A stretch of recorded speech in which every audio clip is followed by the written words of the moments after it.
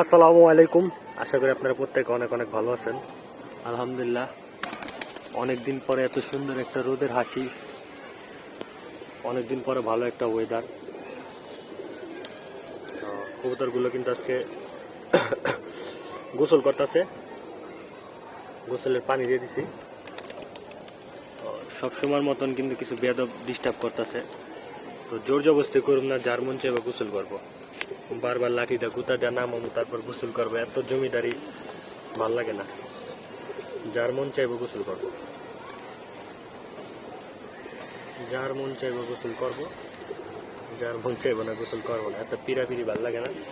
তো কিছু মাদি আটকে রাখছি যার গোসলে যেন ডিস্টার্ব না হয়, এই কারণে। তো আবার কিছু নরও ডিস্টার্ব করতেছে, নর মাদি সহকারে জোড়া টোরা ভিড়া। তো তারা করুক তাগো মতন, আর এত প্যারা দেবো না। গোসল করতে মন চাইলে করবো, না করলে নাই। এত প্যারা ভালো লাগে না, লাঠিটা গুতায় গুতা নাইমা গোসল করানো।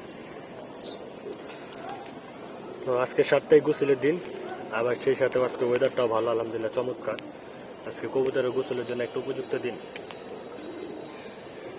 কবুতরের গোসলের পানির সাথে আজকে ফিটকারিটা ইউজ করতেছি। পানি কিন্তু দেখাই যেতেছে যে সাদা সাদা হয়ে গেছে।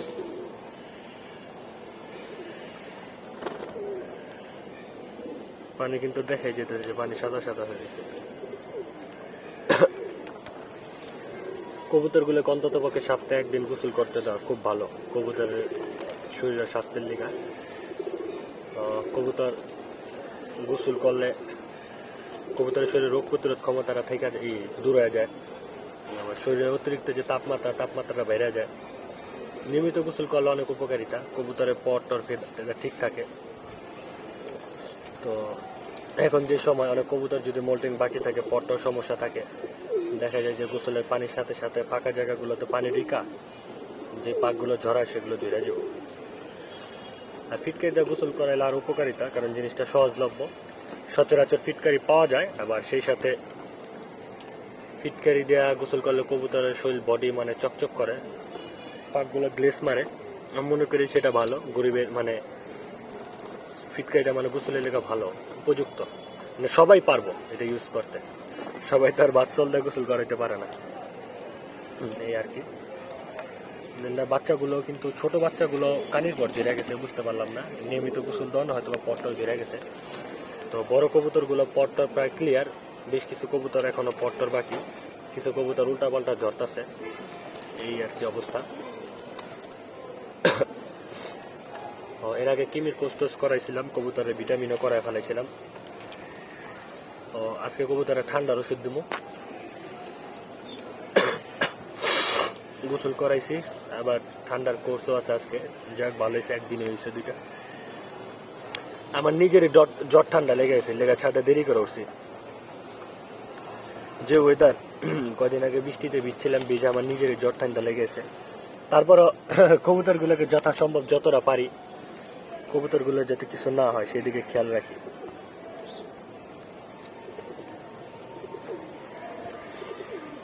জাগো গোসল শেষ, ওরা সরে গেছে, আবার অন্য কবুতরগুলো আইছে।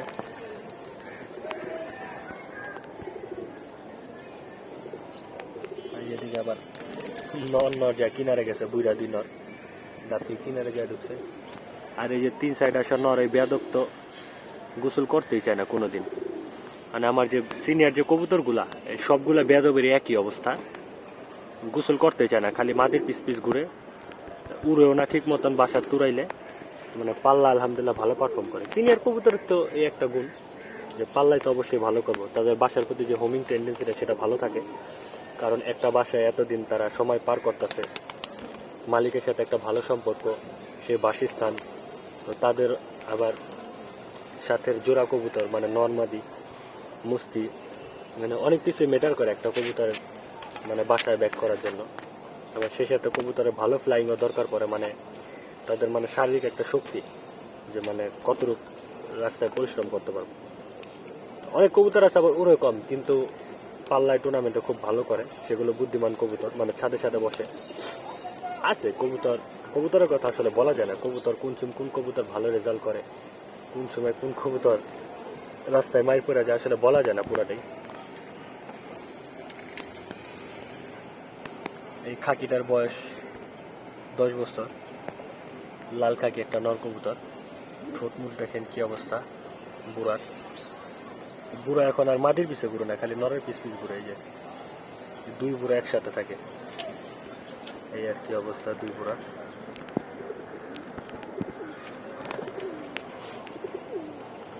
যেহেতু একটু রোদ আছে এই কারণে আর কি কবুতরগুলো খুব তৃপ্তি সহকারে গোসল করতেছে। কবুতরগুলো আলহামদুলিল্লাহ অনেক সময় ধরে গোসল করতেছে। তো এদের গোসল হইলে পরে আর কিছু মাদি ছেড়ে দেবো। ওখান দেখা যায় মাদি ছাড়লে অনেক কবুতর গোসল না করে মাদিগুলোর পিস ঘুরবে, পরকাটা মাদিগুলোর পিস। এই কারণে পরকাটা মাদিগুলো এখনো ছাড়তেছে না। আর অনেক কবুতর এখনো গোসল করে নাই, জোর জবস্তি নেই। আগে কি করতাম, যারা গোসল করে না লাঠিটা গুতায় বারবার পানির পাত্রের সামনে নিয়ে যেতাম, তারপর দেখা যায় যে বারবার আনতে পরে গোসল করতাম। ওই কাজ আর করুন না, এত জমিদারি দিলে সমস্যা। এই আর কি অবস্থা। আলহামদুলিল্লাহ অনেক কবুতর গোসল করতেছে, উঠতেছে, আবার গোসল করতেছে। ওয়েদারটা যেহেতু সানি, অনেক সুন্দর রোদ, চমৎকার রোদ। তার অল্প কিছু দিন তো বৃষ্টি মিষ্টি ওয়েদার চলে গেছে। তারপরে ইনশাল্লাহ দেখা যাবে যে সবার কবুতর আস্তে আস্তে উঠবে। আমরা ইনশাল্লাহ প্রস্তুতি নিতেছি, হয়তো একটু পিছিয়ে আছি, তারপরও প্রস্তুতির কিন্তু কোনো কমতি নাই। প্রস্তুতির কোনো কমতি নাই। কবুতর সাপ্তাহিকভাবে ঠিক মতো গোসল করতেছি।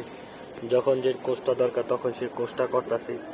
মানে যখন যেটা দরকার, মানে ওরকমভাবে না করতে পারলেও নর্মালভাবে যখন যেটা দরকার সবসময় করার চেষ্টা করতেছি, যাতে কবুতরগুলো ভালো থাকে, সুস্থ থাকে, ভালো একটা ফিডব্যাক দিতে পারে। 100 না পারলেও 60, 70, 50 যতটুকু পারি কবুতরকে, মানে ততটুকু ওদের মানে যতটুকু দরকার তার মধ্যে 100 ভাগ না পারলেও মানে যতটুকু আমি পারি সাধ্যের সামর্থ্যের মধ্যে দেওয়ার চেষ্টা করি। কারণ তারা যেটা চায় সেটা যদি তাদেরকে না দিতে পারি তাহলে তো তারা আমার ভালো ফিডব্যাক দিব না। তাদের কিছু না দিয়ে তাদের তো যদি ফিডব্যাক চাই তাহলে জিনিসটা বোকামি ছাড়া আর কিছুই না। আপনি যদি কারো পিছনে ইনভেস্ট করেন তাহলে তার থেকে একটা ফিডব্যাক আশা করতে পারেন, আর যদি ইনভেস্ট না করেন তার থেকে যদি ফিডব্যাক আশা করেন এটা বোকামি। হয়ে যায় যে হঠাৎ একটা ফিডব্যাক পাইতে পারেন, তবে সেটা সবসময় ক্ষেত্রে প্রযোজ্য না।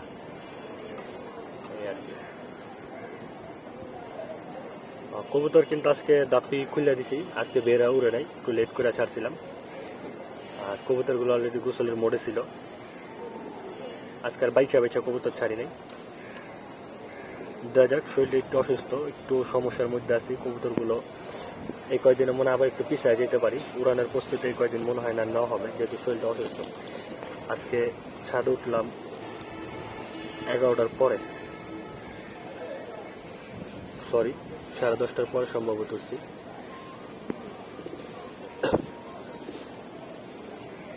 ও কবুতরের পানি ঝাঁপায় গোসল করে শেষ করে ফেলাইছে, পানি কমে গেছে। তো কিছুক্ষণের মধ্যে আরো পানি দিয়ে দেবো, তারপরে মাদিগুলো ছেড়ে দেবো। ও মাদি কবুতরগুলো গোসলের জন্য প্রিপারেশন নিয়ে রাখছে, দাপি থেকে বের হওয়ার জন্য একটু ফালাফালি করতেছে।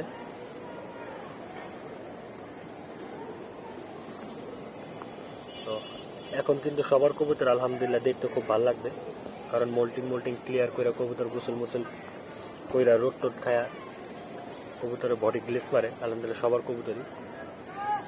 আমার কবুতর এরকম একটা সুন্দর না, দেখতে ঢকেন না। যাক ইনশাল্লাহ আস্তে আস্তে কবুতরগুলো সুন্দর বানানোর চিন্তা ভাবনা আছে, কারণ সুন্দর কবুতর না বানাইলে কবুতরের জগতে প্রতিযোগিতার বাজারে টিকা যাব না। রেজাল্টের সাথে সৌন্দর্য দরকার আছে। ইনশাল্লাহ আস্তে আস্তে সৌন্দর্যের দিকে আগামো। আগে রেজাল্ট দরকার, তারপর সৌন্দর্য। কারণ সৌন্দর্য যদি হয়, রেজাল্ট যদি না হয় তাহলে তো ফলাফল শূন্য। আর যদি রেজাল্ট হয় সেই সাথে সৌন্দর্য হয়, যাক আলহামদুলিল্লাহ।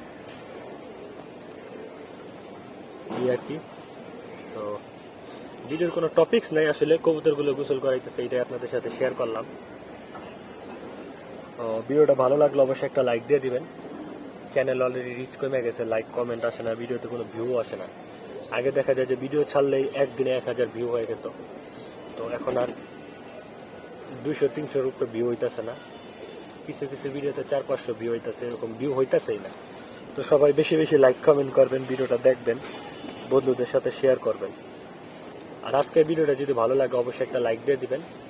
আর নতুন কেউ হয়ে থাকলে অবশ্যই চ্যানেলকে সাবস্ক্রাইব করবেন, আর পাশে থাকা বেল আইকন অন করে দেবেন। ভালো থাকবেন সবাই, আসসালামু আলাইকুম।